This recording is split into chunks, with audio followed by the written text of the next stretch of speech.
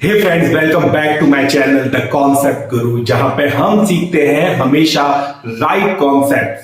तो आज मैं लेके आ रहा हूं आपके पास पार्ट 4। भैया इतना लंबा चैप्टर हो चुका है लाइट रिफ्लेक्शन एंड रिफ्रैक्शन कि चौथा पार्ट बनाना पड़ रहा है और अभी भी गारंटी नहीं है कि आज के लेक्चर में ही ये पूरा होगा कि नहीं होगा। पर आज का लेक्चर होने वाला है बहुत इंपॉर्टेंट। जैसे जैसे हम आगे के पार्ट्स में बढ़ रहे हैं वैसे वैसे चैप्टर इंपॉर्टेंट होता जा रहा है। क्यों? क्योंकि न्यूमेरिकल्स की तरफ बढ़ रहे हैं। क्यों? क्योंकि रे डायग्राम्स कंप्लीट कर रहे हैं। क्यों? क्योंकि रिफ्रैक्शन के फिनोमेना को उठा रहे हैं। और जहां भी न्यूमेरिकल आ जाए तो समझ जाइए कि उसकी थ्योरी हो जाती है इंपॉर्टेंट। और जिसने थ्योरी अच्छे से समझ ली वो न्यूमेरिकल करके ही आने वाला है। ये बहुत गलत कॉन्सेप्शन है जो सोसाइटी में ले लिया गया है by the teachers, by the students, कि थ्योरी अलग है, न्यूमेरिकल्स अलग है। सर इसको थ्योरी तो बहुत अच्छे से आती है पर न्यूमेरिकल्स में डर जाता है।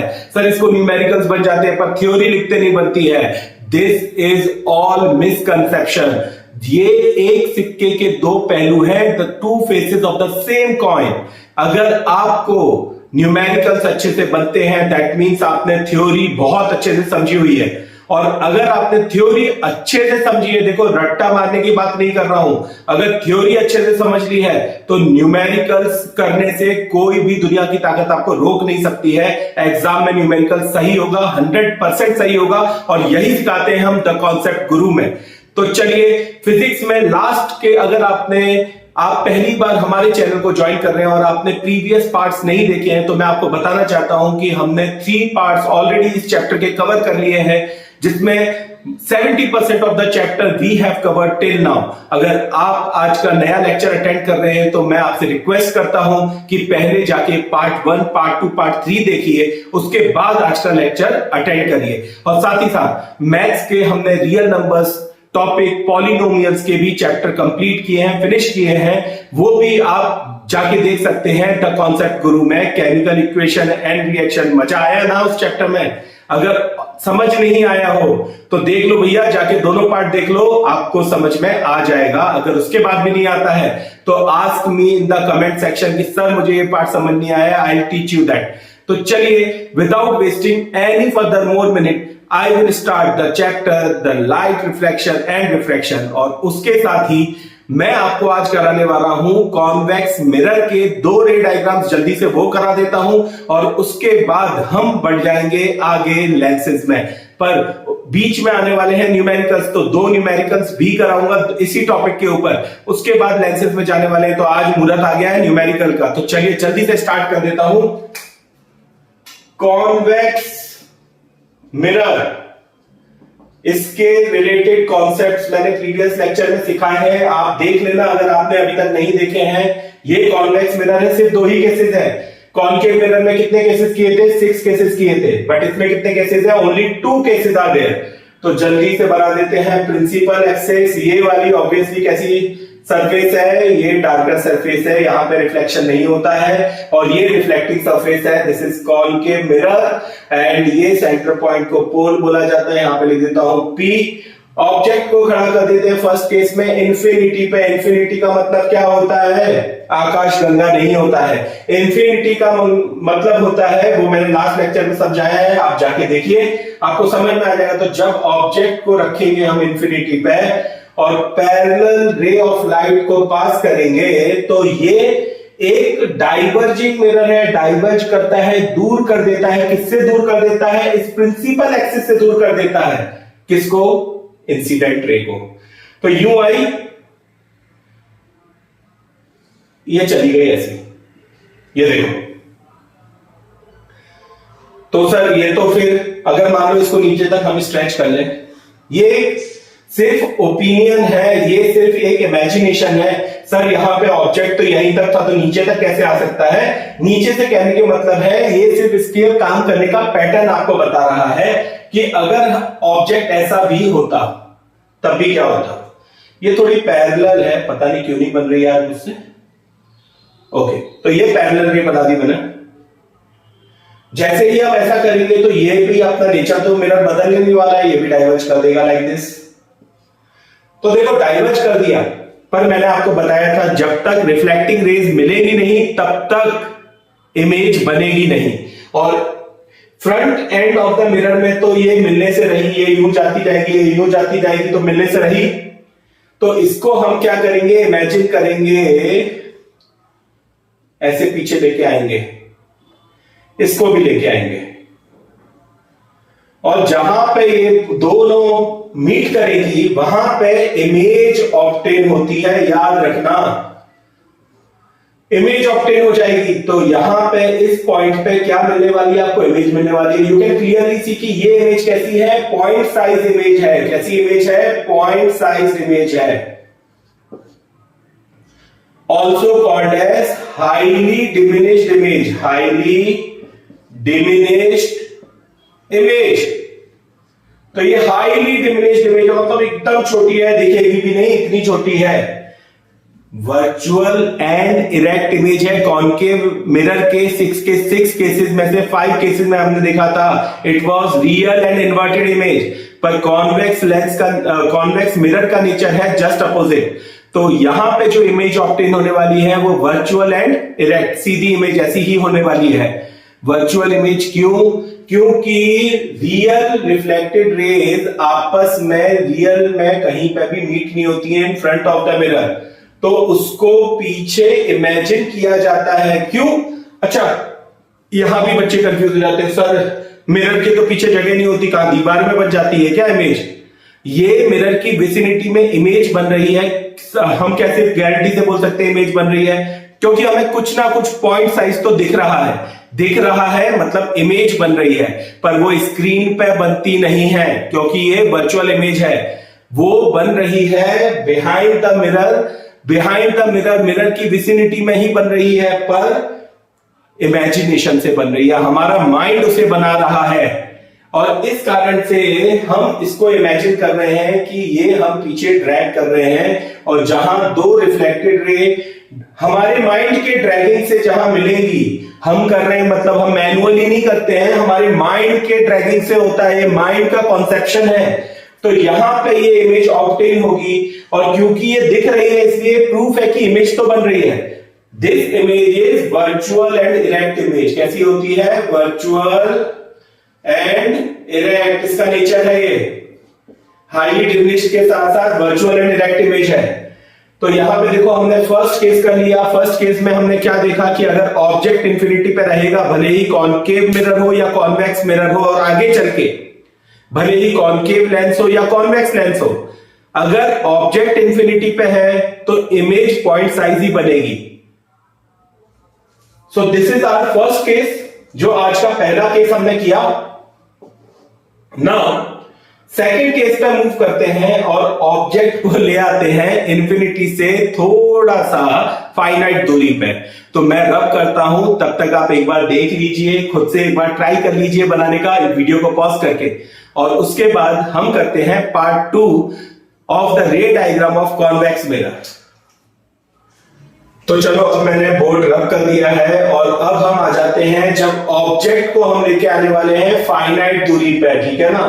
फाइनाइट दूरी पे लेके आने वाले हैं ऑब्जेक्ट को, तो सबसे पहले बना देते हैं कॉन्वेक्स मिरर, प्रिंसिपल एक्सिस। अच्छा, पिछले वाले रे डायग्राम में मैं थोड़ी सी लेबलिंग करना रह गया, तो इसमें लेबलिंग कर दूंगा तो आप वो समझ जाएंगे। तो जल्दी से इसको फाइनाइट दूरी पे लेके आ जाता हूं। चलो यहां लेके आ जाता हूं। ये रहा हमारा ऑब्जेक्ट, ये बनाई मैंने पैरेलल रे ऑफ लाइट। इसके बाद ये क्या कर रहा है, डाइवर्ज कर रहा है। डाइवर्ज कर रहा है मतलब प्रिंसिपल एक्सिस से मिलाने का काम नहीं करेगा, उससे दूर करने का काम करेगा। तो कर देते हैं, चलो दूर कर देते हैं इसको, ये कर दिया, ठीक है। तो ये हो गया, दूर कर दिया। अब इसको पीछे ट्रैक करता हूं। आपको याद है कॉनकेव मिरर के केस में मैंने बताया था कि ये जो पैरेलल रे है, ये पैरेलल रे जब भी प्रिंसिपल एक्सिस को रिफ्लेक्ट होने के बाद कट करती है, तब जाके फोकस मिलता है। यहां पे तो आप बोलोगे सर ये तो कट कर ही नहीं रही है, ये तो डाइवर्ज होके यहां इस तरफ निकल गई है। पर अगर हम उसको इमेजिन करके नीचे लेके आएंगे तो प्रिंसिपल एक्सिस को जिस पॉइंट पे ये कट करेगी वो हो जाएगा फोकस, ये हो जाएगा पोल। ऑब्जेक्ट को भी यार लेबल कर ही देते हैं, चलो। तो ये हो जाएगा ऑब्जेक्ट, अभी तक की लेबलिंग परफेक्ट हो गई है। याद करो लास्ट क्लास में दिखाया था कि रेडियस ऑफ कर्वेचर जो होती है वो 2 टाइम्स फोकल लेंथ होती है। क्या होती है? 2 टाइम्स फोकल लेंथ होती है। तो यहां पे पोल से फोकस की दूरी फोकल लेंथ है, इतनी ही दूरी यहां ले लूंगा तो 2 टाइम्स हो जाएगा, मतलब लगभग यहां पे आपको मिल जाएगा सेंटर ऑफ कर्वेचर। और आपको एक केस मैंने बताया था कॉनकेव मिरर में भी, वो जो है वो यूनिवर्सल लॉज है, वो कॉनकेव के लिए भी एप्लीकेबल है, कॉन्वेक्स के लिए भी एप्लीकेबल है। क्या लॉ है? ये लॉ है कि अगर सेंटर ऑफ कर्वेचर से रे ऑफ लाइट पास होती है तो वो उसी डायरेक्शन में वापस रिफ्लेक्ट बैक भी होती है। दैट मीन्स ये रहा, देखो पहले तो मैं ऐसे डॉटेड लाइन से बना देता हूं क्योंकि बहुत लंबी दूरी है ना, तो यार हमारी लाइन टेढ़ी मेढ़ी ना हो जाए, इसीलिए व्हाट आई एम डूइंग, मैं इनको पहले ऐसे मैनुअली डॉटेड लाइन से बना देता हूं। ये वाला तो पार्ट बिहाइंड द मिरर वाला डॉटेड पोर्शन तो वैसे भी यूज होने वाला है, सिर्फ इसको मैं अब सॉलिड लाइन से कर देता हूं क्योंकि ये एक्चुअल रे है, ये एक्चुअल रे है जो कि सेंटर ऑफ कर्वेचर से गुजरने वाली थी। ये देखो इमेजिन करो यहां तक आ रही है, अगर मान लो ये सीधी आ जाती तो सीधी सेंटर ऑफ कर्वेचर से गुजर जाती, पर ऐसा नहीं हुआ क्योंकि ये क्या हुई, जिस पाथ से आई थी उसी पाथ पे रिफ्लेक्ट बैक हो गई। हाँ, पर हम तो इसको पीछे ड्रैग कर लेंगे क्योंकि वर्चुअल इमेज बनने वाली है, आपको पता ही है। और आ गया एक और कॉन्सेप्ट, वो कॉन्सेप्ट ये है कि 2 रिफ्लेक्टेड रेज जहां पे भी मीट करती है उस पॉइंट पे इमेज बनती है। देख लो ध्यान से, ये रही फर्स्ट रिफ्लेक्टेड रे, ये रही सेकंड रिफ्लेक्टेड रे, दोनों को पीछे ड्रैग करना ही पड़ेगा, मजबूरी है। ये कर दिया पहली वाली, ये रही दूसरी वाली, ठीक है, और ये मिल रही है इस पॉइंट पे। तो यहां मैं बना देता हूं एक इमेज, इसकी लेबलिंग भी कर देता हूं A डैश B डैश। देखो जैसी लेबलिंग कर रहा हूं वैसी ही लेबलिंग करनी है आपको। तो ऑब्जेक्ट था AB, इमेज बन गई है A डैश B डैश, और आपके सामने प्रूफ है कि इमेज जो है वो हाईली डिमिनिश्ड से डिमिनिश्ड के साइज में आ चुकी है, मतलब छोटी ही इमेज बनी है, बड़ी इमेज बनी नहीं है। तो कॉन्वेक्स मिरर छोटी इमेज बनाने में आपकी हेल्प करता है। कॉन्वेक्स मिरर का नेचर बेसिकली समझ में आ चुका है।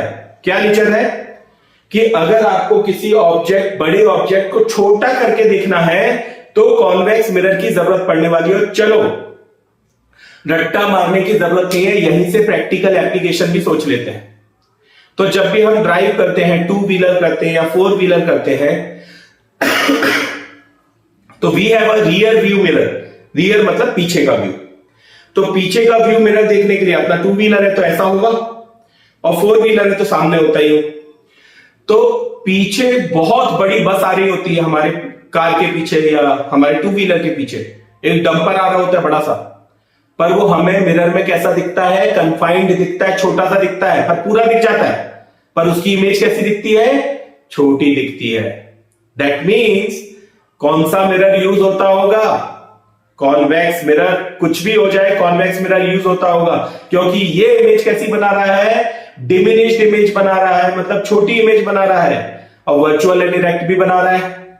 तो ये हो गई। देखो इस तरीके से पढ़ाई करोगे लॉजिकली सोच सोच के, तो कोई भी चीज रट्टा नहीं माननी पड़ेगी, 100% बनेगा ही बनेगा आपसे।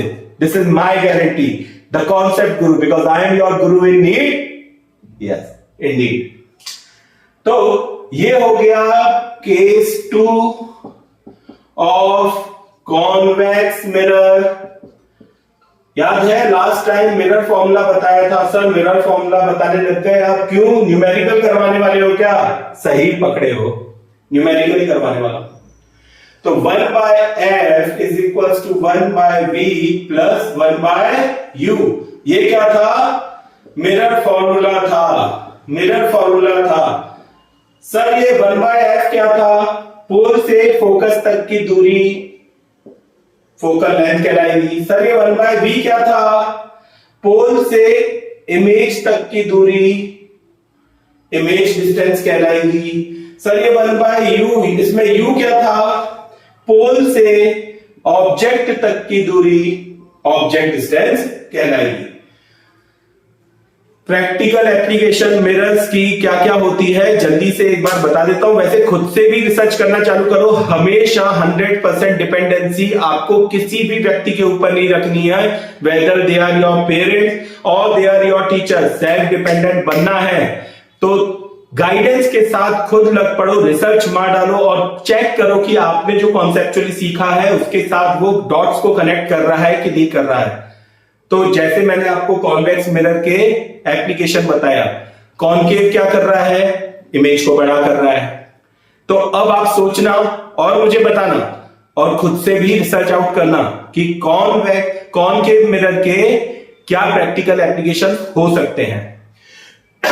Let me rub this thing first and then I am coming directly on to the numerical, the famous numericals of light chapter। ऐसे करवाऊंगा कि एक एक न्यूमेरिकल तुम करोगे और तुम भगवान से प्रार्थना करोगे कि सर मुझे ऑप्शन में एक थ्योरी का बड़ा क्वेश्चन आ जाए 5 नंबर का या 4 नंबर का, और उसके बदले में और ऑप्शन में एक न्यूमेरिकल आ जाए, तो मैं तो न्यूमेरिकल ही करके आने वाला हूं। न्यूमेरिकल करने के फायदे क्या है बताओ? क्लास 10th क्लास 9th वालों सब लोग सुन लो, न्यूमेरिकल करने के फायदे क्या है। न्यूमेरिकल्स करने के फायदे ये होते हैं कि वो हमें कम टाइम में कम पेज भरे हुए पूरे नंबर दिलवाता है, कम मेहनत में। हमारा टाइम सेव करता है बोर्ड एग्जाम्स के समय, मेन एनुअल एग्जाम्स के समय पे। एक मान लो, इमेजिन करते हैं कि एक थ्योरी का क्वेश्चन आ गया जिसमें आपको 2-3 मिनट डायग्राम बनाने, 4 नंबर का क्वेश्चन आ गया और डेफिनेशन वगैरह लिखनी है, ठीक है। और एक क्वेश्चन आ गया न्यूमेरिकल, सीधा 4 नंबर का न्यूमेरिकल आ गया। अब आप इमेजिन करो, आप जब थियरी लिखने बैठोगे, सब चीज समझाने बैठोगे, डायग्राम बनाने बैठोगे, कितना टाइम जाएगा। और न्यूमेरिकल आता होगा ना तो एक आधे पेज में, पौने पेज में खत्म हो जाएगा विथ फुल मार्क्स।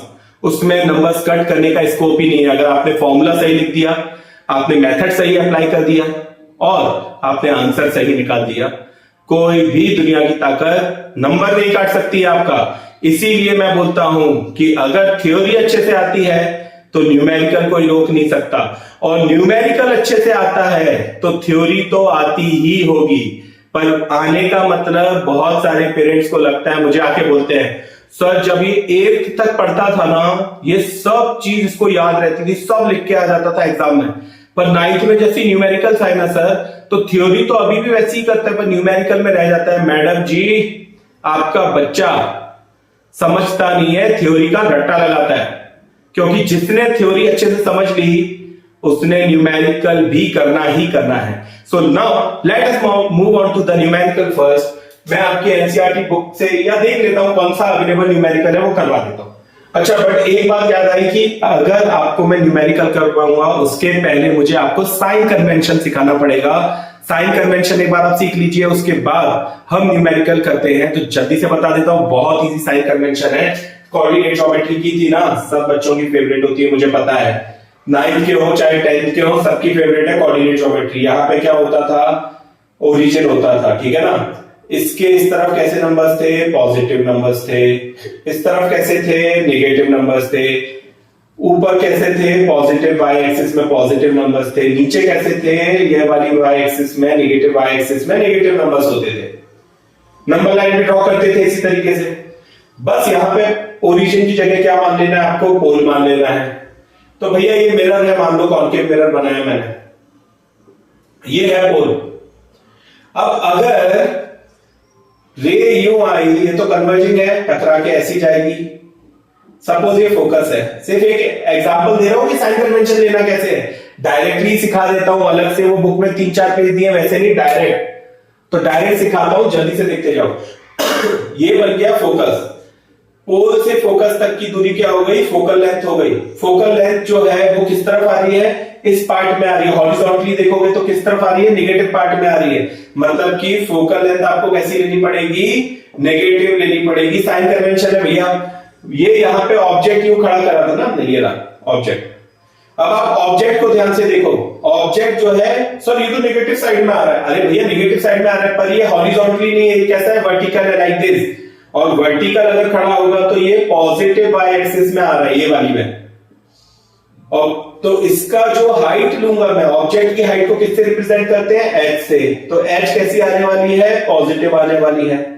याद है इन्वर्टेड इमेज बनती थी, इन्वर्टेड इमेज, चलो ना यही बना देते हैं कैसे। तो सपोज ये इमेज बनी, तो इमेज जो है वो किस तरफ आ रही है, वर्टिकली ऐसे आ रही है, डाउनवर्ड साइड में आ रही है, मतलब नेगेटिव बाय एक्सिस पे आ रही है। तो इमेज जो है उसको एच डैश से रिप्रेजेंट करते थे, वो कैसी हो जाने वाली है, नेगेटिव हो जाने वाली है। सर कभी कभी तो अभी दूसरे केस में आपने बताया था इमेज तो ऊपर भी बन रही थी, तो भैया ऊपर बनेगी तो पॉजिटिव ले लेना, ठीक है। तो ये इमेज हो गई। ऐसे ही रेडियस ऑफ कर्वेचर, देखो कर्व तो इस तरफ घूम रहा है, ठीक है, किस तरफ घूम रहा है, पोल के लेफ्ट साइड में घूम रहा है, मतलब अगर फोकस ये है तो इससे डबल दूरी पर रेडियस ऑफ कर्वेचर होगी। तो सेंटर ऑफ कर्वेचर कहते हैं इसे, सी लिख देते हैं, और इसकी दूरी रेडियस ऑफ कर्वेचर कहलाती है, वो आर हो गई। तो आर भी कैसे आने वाली है, नेगेटिव आने वाली है। कहने की बात है, मोटा मोटा आपको ये समझ में आना चाहिए कि कौन सा पैरामीटर पॉजिटिव आने वाला है इस मिरर में और कौन सा पैरामीटर नेगेटिव आने वाला है। अगर आपको ये समझ गया तो इसके साथ एक ब्रह्म ज्ञान दूंगा अभी अभी, और सारी दुनिया उस ब्रह्म ज्ञान के बिना फंसी हुई है। तो ऐसा ब्रह्म ज्ञान दूंगा ना इस न्यूमेरिकल के लिए, और जो जो टीचर्स देख रहे हैं जिनको शायद कभी न्यूमेरिकल से रिलेटेड कंफ्यूजन होते रहते होंगे, आप भी देख लो, बच्चे तो देख ही रहे हैं, सब लोग मिल बांट के देख लो। ऐसी बात बताऊंगा न्यूमेरिकल का एक ऐसा राज खोल दूंगा जिससे लाइट चैप्टर के न्यूमेरिकल करना हो जाएंगे बहुत ही आसान। तो चलो, ये आई होप आपको अंडरस्टूड हो गया है कि किस तरीके से साइन कन्वेंशन देते हैं। चलो, कॉनकेव मिरर का एक बार मैंने बता दिया, let me show you the convex mirror also. तो क्या है कि एक बार में निपट जाए हमारा सारा मामला साइन कन्वेंशन का। सर आपने कॉनकेव मिरर का बताया था ना, वो तो मुझे समझ गया, पर कॉन्वेक्स मिरर का आपने कुछ बताया नहीं, वहां पे मैं कंफ्यूज हो गया। आप बच्चे हो, पहली बार ये चैप्टर पढ़ रहे हो, आप कंफ्यूज हो सकते हो, आपका हक है। इसीलिए मैं क्या करता हूं, मैं जल्दी से आपको इसका भी कन्वेंशन बता देता हूं। तो ये ऑब्जेक्ट है, इसकी हाइट पॉजिटिव वाई एक्सिस की तरफ है, तो ये तो पॉजिटिव ही आने वाली है, एच पॉजिटिव होने वाली है। इसके बाद ऑब्जेक्ट डिस्टेंस, यहां से यहां तक पोल से इसकी दूरी ऑब्जेक्ट डिस्टेंस कहलाती है यू। तो ये तो ऑब्जेक्ट, देखो भैया, मिरर कोई भी हो, लेंस कोई भी हो, मैंने आपको क्या बताया था कि ऑब्जेक्ट को हम लोग कन्वेंशनली लेफ्ट में ही मानते हैं हमेशा, और इस कारण से अगर ऑब्जेक्ट लेफ्ट में है तो ये वाला जो डिस्टेंस है ये नेगेटिव एक्स एक्सिस होती है। इसका मतलब यू हमेशा कैसा आने वाला है, नेगेटिव ही आने वाला है। इसके बाद हमने अभी देखा था, इसके केसेस देखे थे, यू डाइवर्ज कर देगा, फिर हम यहां मिलाएंगे, ठीक है ना। फिर उसके बाद एक ऐसे सेंटर से भी जाती होगी कर्वेचर से, सपोज यहाँ पे कहीं मिल जाएगा, ये इमेज बनेगी। तो इमेज कैसी बन रही है, इरेक्ट बन रही है, पॉजिटिव वाई एक्सिस पे बन रही है, मतलब इमेज कैसी होने वाली है, पॉजिटिव होने वाली है। इमेज डिस्टेंस, पोल से इमेज तक की दूरी इमेज डिस्टेंस है v, तो v भी कैसा हो जाने वाला है, पॉजिटिव हो जाने वाला है। इसका कर्वेचर किस तरफ घूम रहा है, इस तरफ घूम रहा है, ये घूम रहा है, तो सेंटर ऑफ कर्वेचर भी इसी साइड आता होगा, सर्कल यहां बन रहा है तो यहीं आता होगा। सेंटर ऑफ कर्वेचर, पोल से सेंटर ऑफ कर्वेचर की दूरी रेडियस ऑफ कर्वेचर कहलाती है। ये भी कैसी आने वाली है, पॉजिटिव एक्स एक्सिस में आने वाली है, मतलब ये भी क्या हो जाएगी, पॉजिटिव हो जाएगी। I hope it is clear. मैं बहुत ज्यादा डिटेल में आपको नहीं बताऊंगा क्योंकि ये तो ऑब्वियस बात है, अगर इतना भी आप दिमाग नहीं लगाओगे तो फिर भैया साइंस लेना नहीं चाहिए, क्योंकि साइंस आप कर रहे हो ना तो थोड़ी 1% इमेजिनेशन तो चाहिए, और मुझे पता है भगवान ने ऐसी शक्ति सबको दी है, बस उसको टटोलने की जरूरत होती है। कोई सोचता है मैं नहीं कर सकता, उसको टटोलो तो उसको समझ में आता है कि वो भी कर सकता है। तो मैंने आपको सिखा दिया sign convention. Now I will take numerical based on this sign convention. एक कॉनकेव का लेता हूं, एक कॉन्वेक्स का लेता हूं। बिलीव करो मुझे, एक न्यूमेरिकल ही काफी है, एक ही काफी है। जैसा वो देखा होगा ना एफबी वगैरह में, वो सचिन तेंदुलकर यूं खड़ा है, पाकिस्तान के सारे प्लेयर्स उसके आजू बाजू खड़े हुए हैं, एक अकेला सब पे भारी होता है।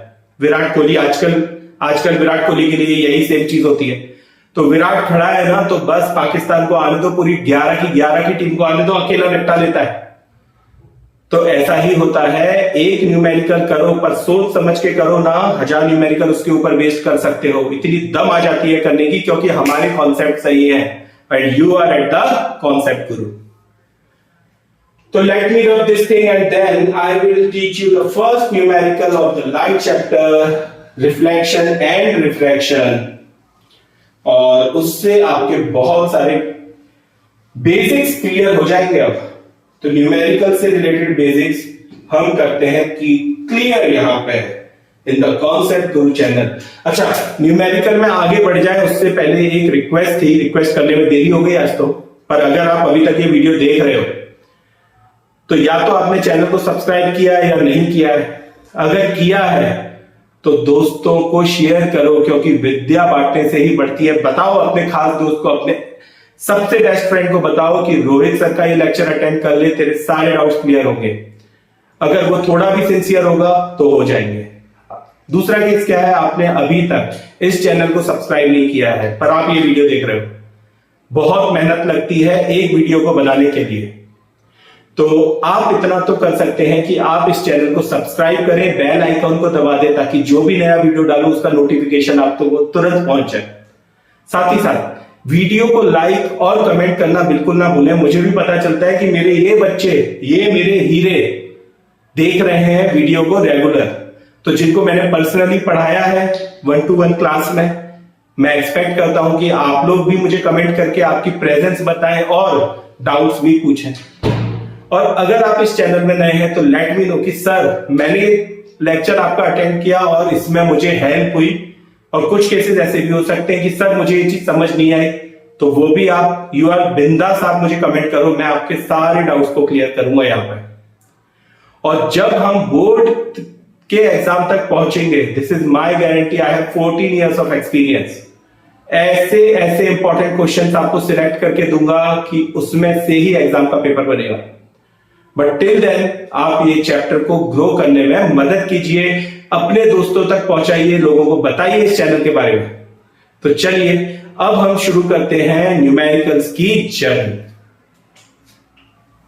तो देखो, मैंने यहां पर न्यूमेरिकल लिख दिया है ताकि आपको ये क्लैरिटी आए कि मैं ऑलरेडी बोलूंगा फिर आप लिख नहीं पाओगे, आपको समझेगा, तो मैंने यहां लिख दिया। न्यूमेरिकल को पहले अच्छे से समझ लेते हैं ये क्या बोल रहा है, और फिर देखो कैसे स्टेप बाय स्टेप कराऊंगा, तुरंत आ जाएगा। An object is placed at a distance of 10 centimeter from convex mirror। कैसा मिरर है? कॉन्वेक्स मिरर है। कितने केसेस पड़े हैं? 2 ही केसेस पड़े हैं। 10 सेंटीमीटर पे रखा है, तो एक केस तो इंफिनिटी का था, ये 10 सेंटीमीटर इंफिनिटी तो है नहीं, तो ऑब्जेक्ट कहां रखा हुआ है? ऑब्जेक्ट रखा है only 10 centimetre away from the mirror. मतलब ये 2 केसेस का सेकंड केस है जिसमें फाइनाइट दूरी पे हम रखते थे ऑब्जेक्ट को। ये बन गया कॉन्वेक्स मिरर, फाइनाइट दूरी पे रखा गया है ऑब्जेक्ट। पहले इसका रे डायग्राम हमें पता है, ठीक है, ये रहा इस तरीके से, ये यूं जाएगा, ये फोकस हो जाएगा, फिर जितनी दूरी फोकल होती है उतनी ही दूरी पे डबल फोकल लेंथ के बराबर क्या होता है? सेंटर ऑफ कर्वेचर, मतलब रेडियस ऑफ कर्वेचर। तो सेंटर ऑफ कर्वेचर से जो रे निकलती है, ठीक है, ये निकल गई,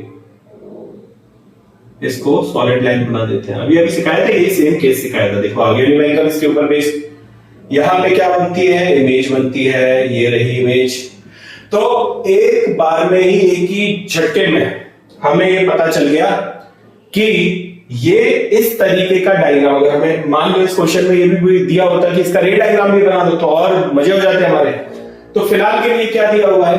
ऑब्जेक्ट की दूरी दी हुई है 10 सेंटीमीटर, तो ये रही 10 सेंटीमीटर ऑब्जेक्ट डिस्टेंस, किससे? पोल से। ये रहा पोल। ऑब्जेक्ट को कैसे दिखाते थे? A B. इमेज को कैसे दिखाते हैं? A dash B dash. Object distance यहां लिखते रहते हैं जो जो गिवन है। यू दिया हुआ है 10 सेंटीमीटर। चलो आ गया साइन कन्वेंशन। और एक ब्रह्म ज्ञान जो मैंने अभी अभी आपको बोला था, तो ध्यान से देख लो। ब्रह्म ज्ञान ये है कि जो चीज न्यूमेरिकल में क्वांटिटी वाइज गिवन है, जैसे यहां नंबर दिया हुआ है 10, यहां पे कहां दिया हुआ है? ये दिया है 15, उन्हीं वैल्यूज के ऊपर साइन कन्वेंशन लेना। सर बाकी भी तो आपने बताया पॉजिटिव नेगेटिव होता है, वो अपने आप आ जाएंगे जब आप न्यूमेरिकल सॉल्व करोगे।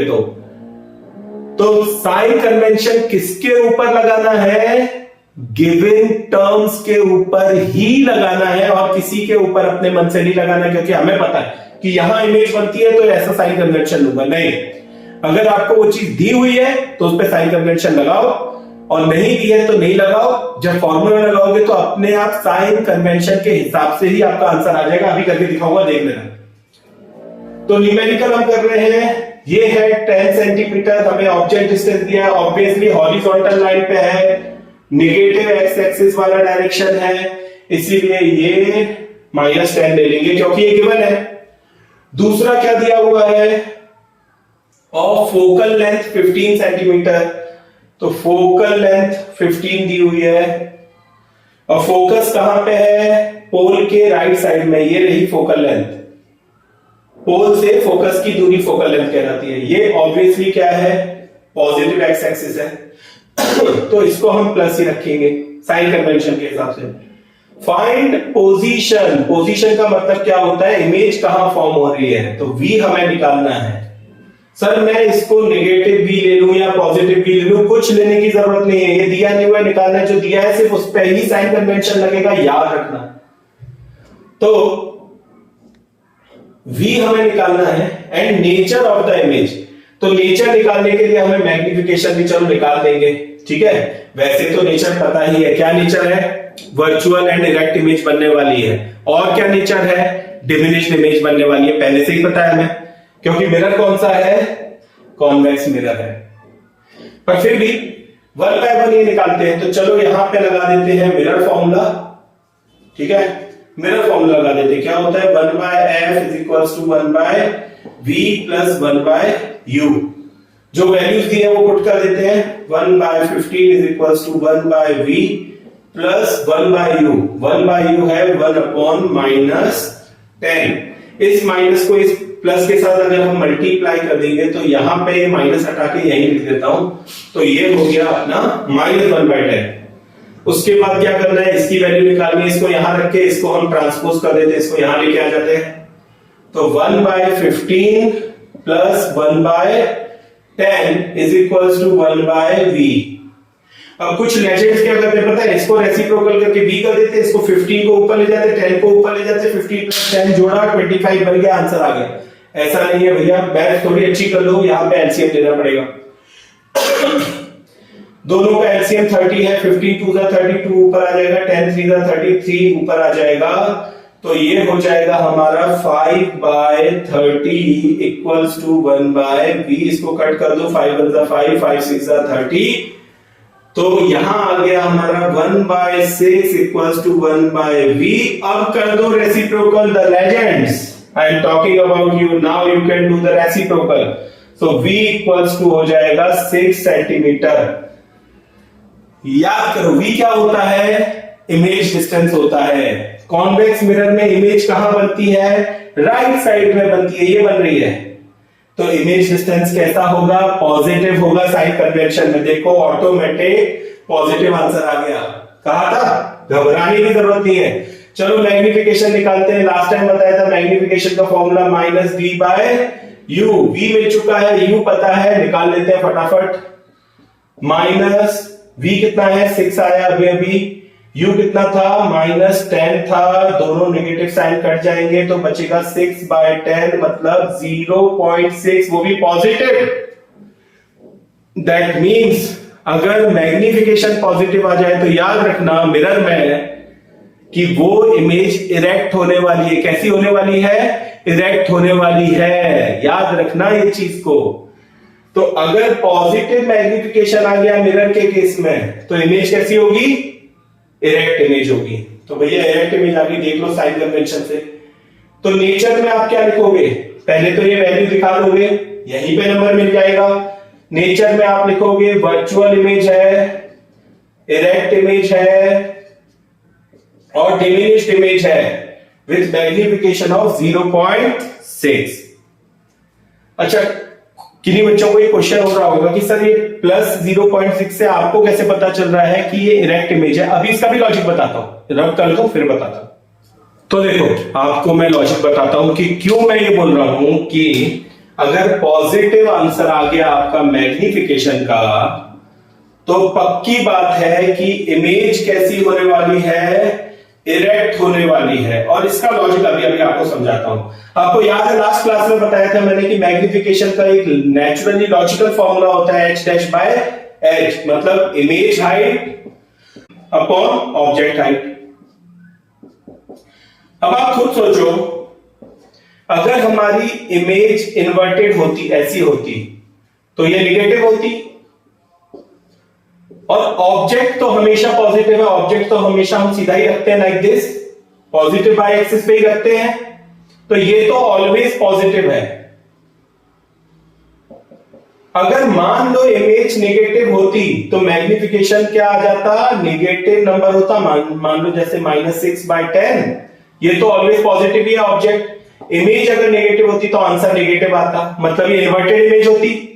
पर यहां पे हमारा आंसर कैसा आया है, पॉजिटिव आया है, मतलब कि ये वाली जो हाइट है ये भी वर्टिकल बाय एक्सिस पे है और ये भी वर्टिकल बाय एक्सिस पे है। और अगर h डैश पॉजिटिव है, दैट मींस इमेज हमारी सीधी खड़ी हुई है, इसीलिए ये इरेक्ट इमेज है। मतलब मैग्निफिकेशन अगर पॉजिटिव है मिरर में, तो 100% गारंटी है इस बात की कि इमेज कैसी है, इरेक्ट इमेज है। और अगर पॉजिटिव मैग्निफिकेशन के ऊपर बेस्ड आपको क्वेश्चन पूछ लिया कि भैया बताओ मैग्निफिकेशन के हिसाब से बताओ कि कौन सा मिरर है, तो आंख बंद करके बोल देना कॉन्वेक्स मिरर है, क्योंकि कॉन्वेक्स मिरर में ही इमेज बनती है erect, virtual and erect. So I hope this is clear to you. इस तरीके से कनेक्टिंग द डॉट्स करके न्यूमेरिकल्स को समझा जाता है। और एक बार कनेक्टिंग द डॉट्स से समझ गए ना, कैसे भी घुमाने दो उसको, 100% न्यूमेरिकल करके आओगे आप एग्जाम में। This is my guarantee, the concept guru, because I am your guru indeed. तो ये देखो सेकंड न्यूमेरिकल मैंने लिख दिया है यहाँ पे बोर्ड पे, और ये है कॉनकेव मिरर का। तो एक वैरायटी कौन सी ली, कॉन्वेक्स की। अब कौन सी ले रहा हूं, कॉनकेव की ले रहा हूं। ध्यान से क्वेश्चन को पहले पढ़ लेते हैं, हर बार की तरह जो जो गिवन है वो लिख लेते हैं। गिवन पे ही साइन कन्वेंशन लगाएंगे, ये ब्रह्म ज्ञान है। और उसके बाद हम इस न्यूमेरिकल को सॉल्व करते हैं। देखो कैसे फटाफट इसको हम सॉल्व करते हैं। तो पहले यहां गिवन के लिए जगह डाल देता हूं, यहां पे लिख देंगे क्या क्या दिया हुआ है। ध्यान से देखो, an object of size 7 centimetre. Object distance नहीं है, उसका साइज दिया हुआ है, याद रखना ये बात को। साइज का मतलब होता है ऑब्जेक्ट की हाइट, जिसको हम किससे रिप्रेजेंट करते हैं, h से रिप्रेजेंट करते हैं। ऑब्जेक्ट की हाइट तो हमेशा पॉजिटिव ही होती है, ऊपर बाय एक्सिस की तरफ ही होती है। इमेजिन करता जाता हूं ये मैं अपने माइंड में। तो ये 7 सेंटीमीटर है और इस पे साइन कन्वेंशन लगा देते हैं, तो ये तो पॉजिटिव ही होने वाली है। इज प्लेस्ड, क्या लिखा है, an object of size this is placed at 27 centimetre in front of a concave mirror. Sorry, तो हमें 27 सेंटीमीटर पे ऑब्जेक्ट को रखा गया है मिरर के कंपैरिजन में, मिरर के रिस्पेक्ट में। इसका मतलब ऑब्जेक्ट यहां पे है, ये दूरी 27 सेंटीमीटर की है। इमेजिन करा मैंने, ये पोल है, पोल के लेफ्ट साइड में हॉरिजॉन्टल दूरी है। हॉरिजॉन्टल मतलब नेगेटिव एक्स एक्सिस, इसका मतलब ये -27 होगा। और मैंने अभी अभी बताया था कि ऑब्जेक्ट डिस्टेंस तो हमेशा, ये वाला तो हमेशा, चाहे मिरर हो चाहे लेंस हो, हमेशा माइनस ही होने वाला है, क्योंकि ऑब्जेक्ट हम हमेशा लेफ्ट साइड में प्लेस करने वाले। लेफ्ट में करेंगे तो ये डिस्टेंस नेगेटिव ही हो जाएगा। कॉनकेव मिरर है तो इससे मिरर भी समझ में आ गया है। 18 सेंटीमीटर की फोकल लेंथ है। याद करो कैसे बनता था ये, यूं आती थी रे, टकरा के ऐसे कट कर देती थी। जहां पे कट करती थी पहला पॉइंट, वो फोकस कहलाता था। फोकस पोल से नेगेटिव साइड में ही बढ़ने वाला है, मतलब कि focal length negative x axis पे बनेगी, इस तरफ बनेगी। इस तरफ तो अभी कुछ आया ही नहीं है, सब कुछ लेफ्ट साइड में ही चल रहा है। तो फोकल लेंथ भी कैसी हो जाएगी, नेगेटिव हो जाएगी, -18 सेंटीमीटर। ठीक है ना, ये इंफॉर्मेशन हमें दी हुई है।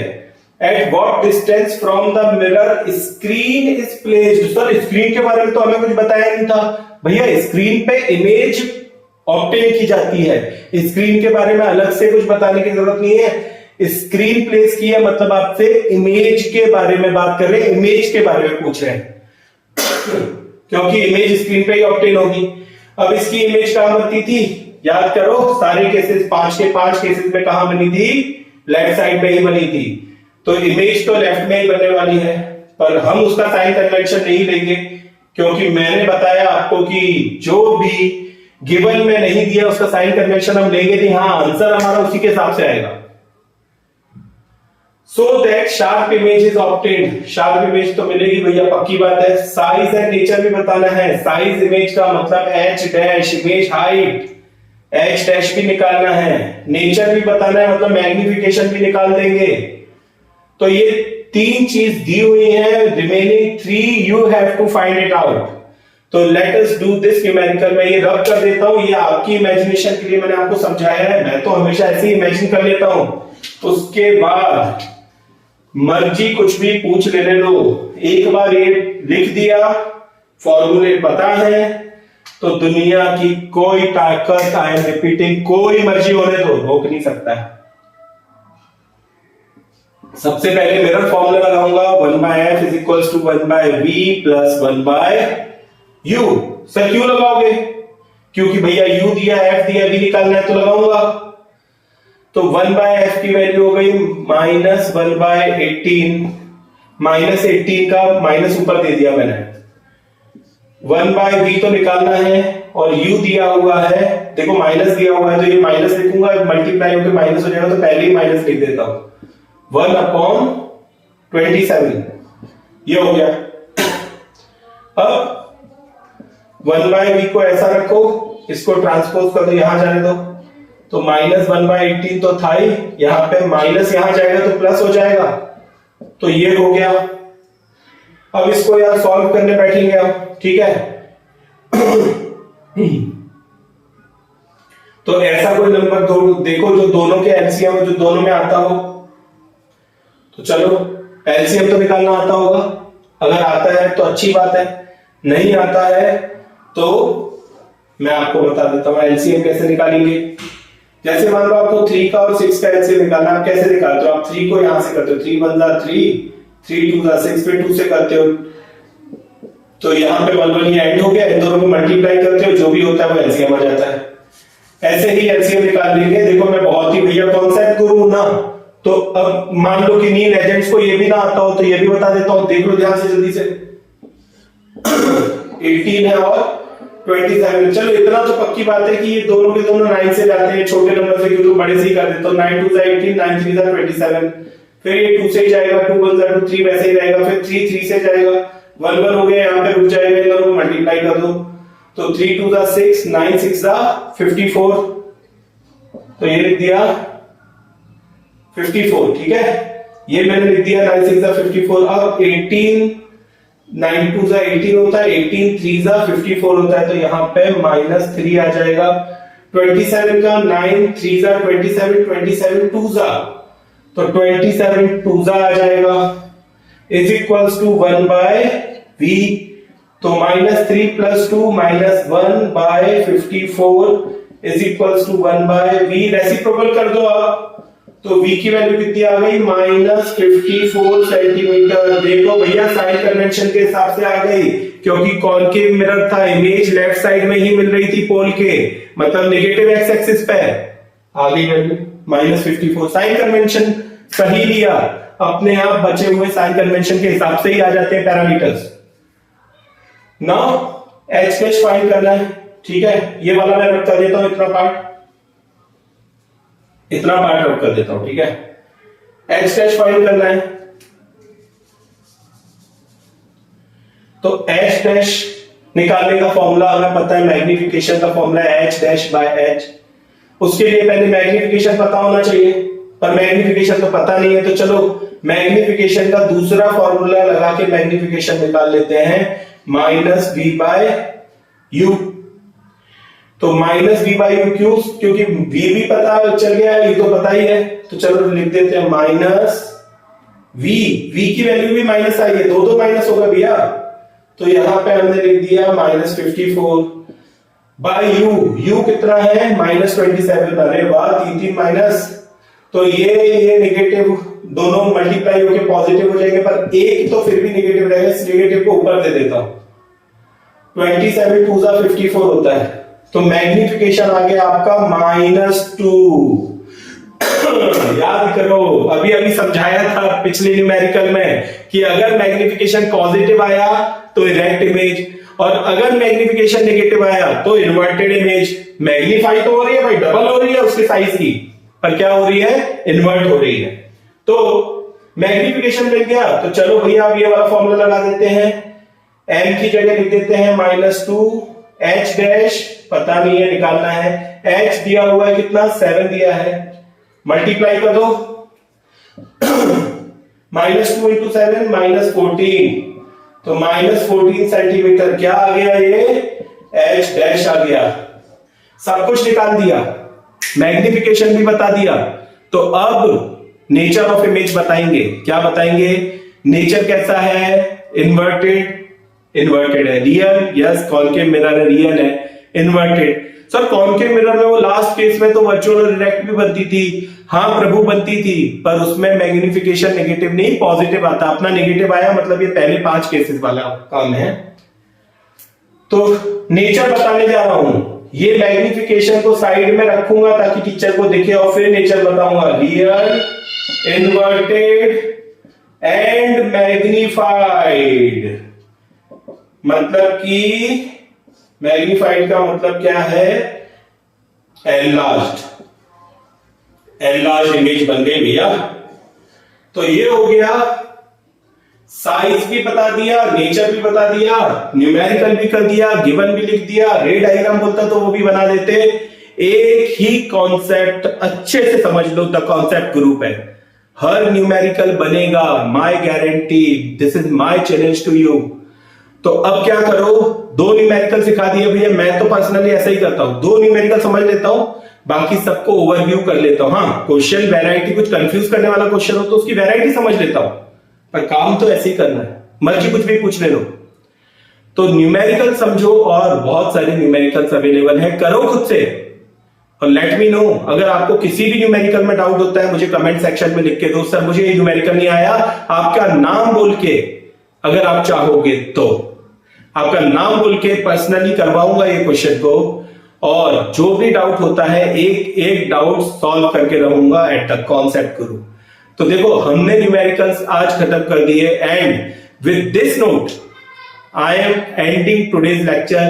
पर जल्दी से बताऊं, अभी बंद करो वीडियो, उसके पहले एक बात बता दूं, नेक्स्ट लेक्चर में हम क्या करने वाले हैं, हमारा एजेंडा क्या है ये, और दूसरा अगर आप वीडियो अभी तक देख रहे हैं, चैनल को लाइक नहीं किया, शेयर नहीं किया, सब्सक्राइब नहीं किया और कमेंट तो किया ही नहीं, तो अभी भी मौका है, जरूर करिए।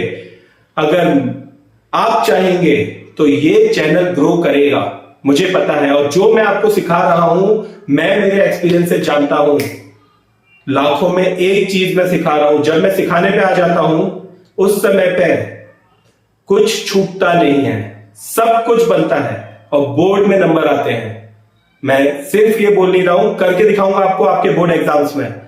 तो चैनल को लाइक कीजिए, हमारे वीडियो को लाइक कीजिए, चैनल को सब्सक्राइब कीजिए, कमेंट करिए और share among your friends, because विद्या बांटने से ही बढ़ती है।